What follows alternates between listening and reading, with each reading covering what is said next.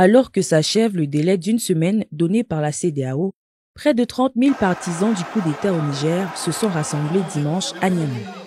Une démonstration de force à quelques heures de la fin d'un ultimatum ouest-africain enjoignant les militaires qui ont pris le pouvoir à rétablir le président renversé, Mohamed Bazoum, sous peine d'usage de la force.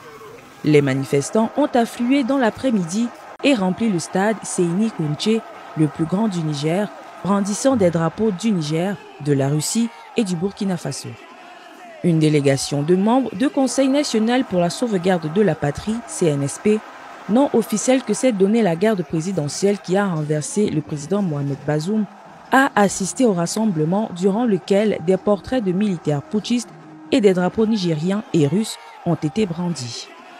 Prenant la parole pour dénoncer ceux tapis dans l'ombre qui manigancent la subversion contre la marche en avant du Niger, le général Mohamed Toumba, un des dirigeants du CNSP, a été longuement acclamé par la foule.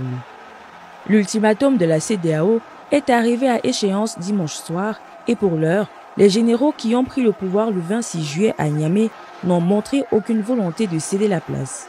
Les contours de la force pour une possible intervention militaire ont été définis vendredi par les chefs d'état-major de la CEDEAO et certaines armées comme le Sénégal et la Côte d'Ivoire se sont dites prêtes à y participer. Le coup d'État a été condamné par l'ensemble des partenaires occidentaux et africains du Niger,